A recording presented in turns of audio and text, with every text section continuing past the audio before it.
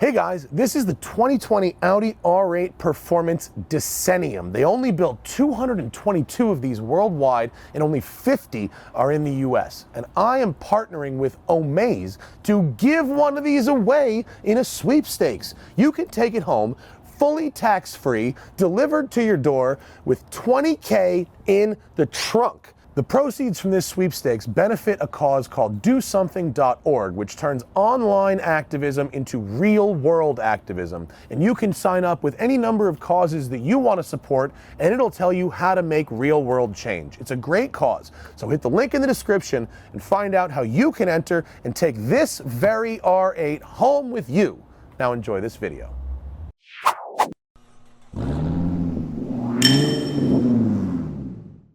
Good morning, everybody, and welcome to the Angeles Forest. It is a chilly morning up here today, and for a fully top-down experience. This is the 2020 Porsche Boxster Spyder, and this particular car is a little bit different than the one we're going to get because it's a Euro spec car that they just sent over here for us to play around with. The big deal difference will be the sound. This car doesn't sound exactly like our US cars will sound because it has a particulate filter in the exhaust, which is required in Europe. So, that being said, in other ways that matter, this is the same as the car we're going to get.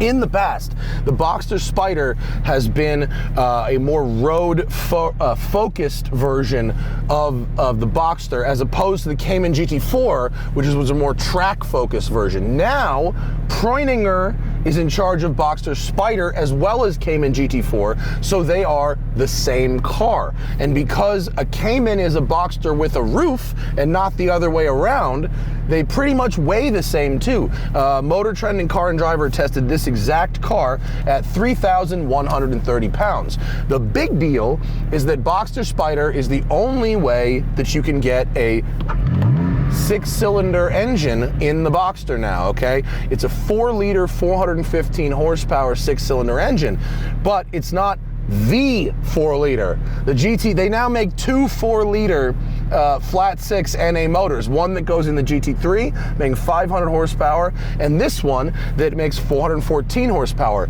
It is a different engine. It's not just detuned. They make this engine by taking the 3-liter out of the Carrera and then taking off the turbos, boring it and stroking it and changing all of those parts, heads, valves, pistons, rods, and the crank to give you 4 liters out of that. So it's kind of interesting that they've done that. I'd love to see the math on what it cost them to develop this new engine versus what it would have cost them to just build more of the GT3 engines. I suspect the Cayman complex is in full effect, and we will get to that once I start driving. But quickly, the specs: 4.2 to 60, 187 at the top end.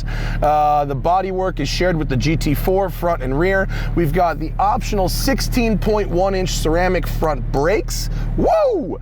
We've got adaptive dampers from the GT3 RS, and we have a 6-speed manual gearbox, and we are going to go for a drive. First obstacle, getting out of this parking lot. I don't know if it's going to be an option. I hope so, because this is the only Boxster I've ever driven that actually really needs nose lift. Okay, we're clear.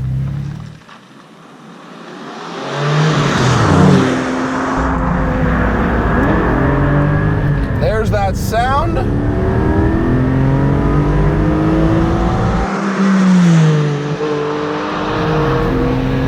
Third gear, and now I'm done shifting. I can do the entire Angeles Forest in third gear because this car still has the obscenely long gearing. Third gear is good for, well, maybe we'll find out, but maybe we won't. You certainly can't find the end of fourth gear anywhere in the canyons. 3,130 pounds, like I said. The balance, as one would expect, is phenomenal. Still third gear. Unlike the GT3's 4-liter, this one stops at 8. Your peak torque of 309 pound-feet is at about 5,500 to 6,500.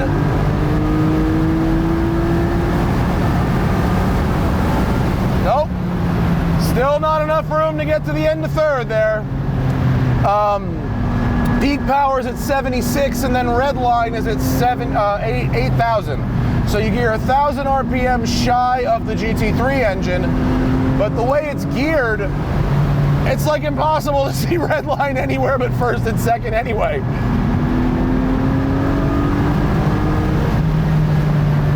The sound is pretty nice. I mean, it's the right number of cylinders again. I was quite defensive of the 4-cylinder turbo engines, and for the volume cars I still am, but it makes total sense that this would be the GT version.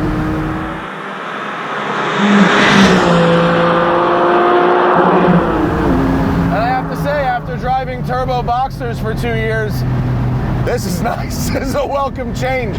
That precision of throttle response, that featherweight flywheel, I mean, it's a real testament to engine management that they can have a flywheel that light and it idles smooth when it's cold. Nope. Still not the end of third.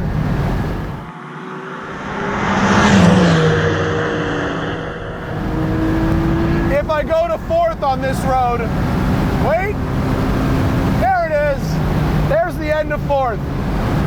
And I'm not, or end of third. I won't say what it was. But it's like, it's so long. It's so long. The Cayman complex is real. And if you've never heard me use that term, it's the Cayman complex and not the Boxster complex because alliteration sounds better. But the Cayman complex is the theory that the Cayman and Boxster must always be worse than the 911. And one of the ways they do that is by handicapping. They handicap it by not giving it the proper 4-liter out of the GT3, and then they handicap it further by not giving it a close ratio 6-speed. Sharkworks up north is going to hate me saying this, but their re-gear for this car, second, third, and fourth, is going to be where it's at. Fifth and sixth, leave them alone. Whoa! I mean, it is a beautiful car. It's got enough power where it feels fast, especially considering the weight, especially if you keep it at the top of the power band. But it's got that Porsche slickness we love, that precision engineering, where it feels like you can't kill it. Really rewards smooth driving. Shifter and pedal feel, you know, they're perfect. The clutch is so soft. You use it every day. You get stuck in a traffic jam. It's no big deal. Very, very easy. Very light clutch.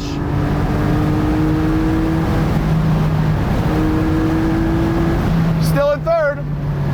Y'all can give me crap if I go to fourth, because it means I have short shifted. I drove this car 1,000 miles over the weekend. I went to the Sonoma and back, and man, carbon buckets, I was surprised. I'd rather do 500 miles in a day in these seats than run errands, because getting in and out of them kind of sucks, but just the shape of them once you're there, it holds you in really the right shape, and it allows you to have some support in your spine.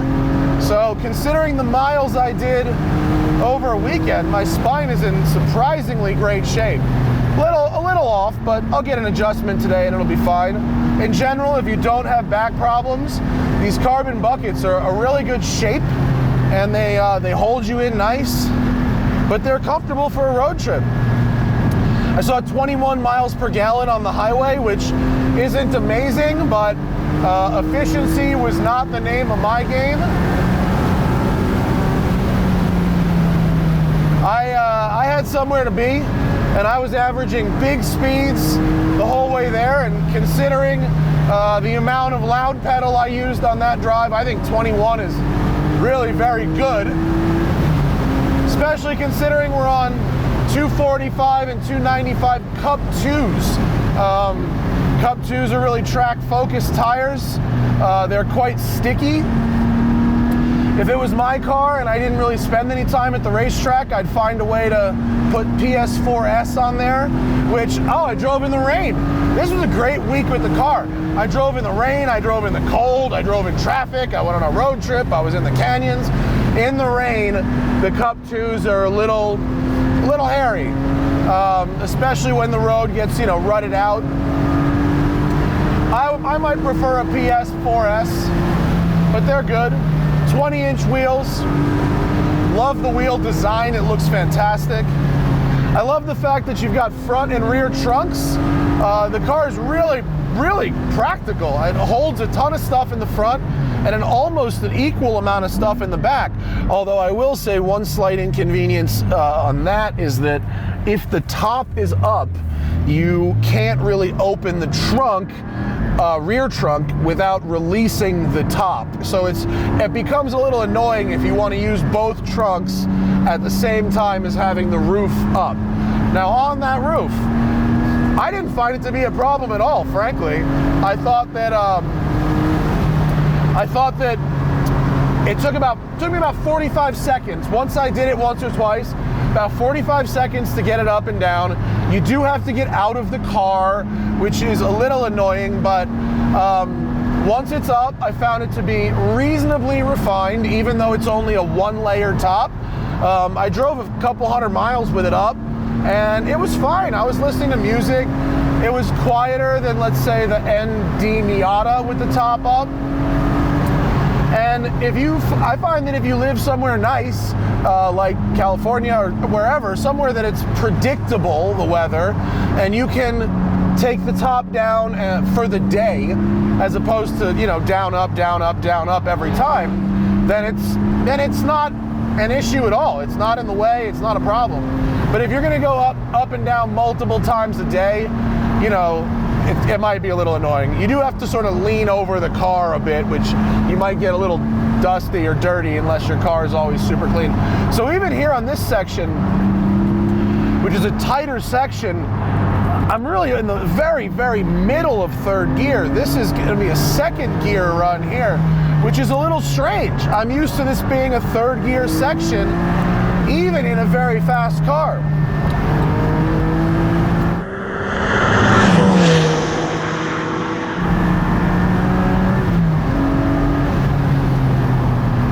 Brake feel is really good.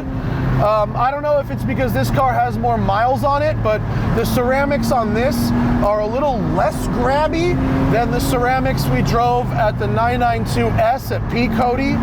I don't know why. It could just be how this car was treated. I assume the units are roughly the same. Maybe that's an incorrect assumption, but the feel is very nice. Having said that, if I wasn't going to go to the track, I might save the $5,000.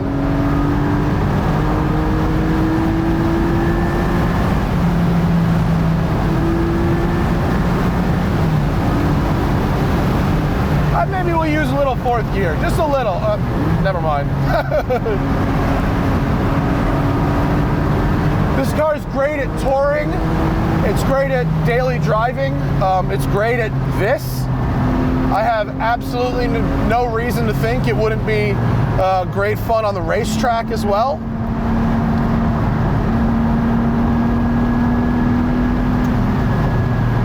And it sounds nice. It doesn't have that piercing sound that I kind of want out of my GT cars. Even, the old Cayman GT4 did have it a little more, but again, Euro spec car, not what the American car is going to sound like. Furthermore, I'm told the American car is louder. So we'll have to hold off on that, but so far, I have very few gripes about this. It's an absolutely stellar motoring experience that gives everyone else the impression that you've sacrificed something for that good time. But the truth is you haven't. You haven't at all. The ride is great on all but the roughest roads. The practicality is the same as the lesser versions of the car, except for the fuel economy. The comfort is still there. I mean, maybe if there was a setting for like a little more comfort, that might be good, but overall, it's a very, very comfortable car. You know, there's really a ton to like here. It feels like the amount of money they're asking for it. This car has a base price of $97,000. Other than the ceramic brakes, it doesn't have anything extra beyond that. So you figure this is about $105 out the door, and it's definitely worth that money. There's a real precision engineering feel to it. It doesn't feel like you've downsized in quality. Maybe you have a little bit from the 992, but not from the 991. It is a great car.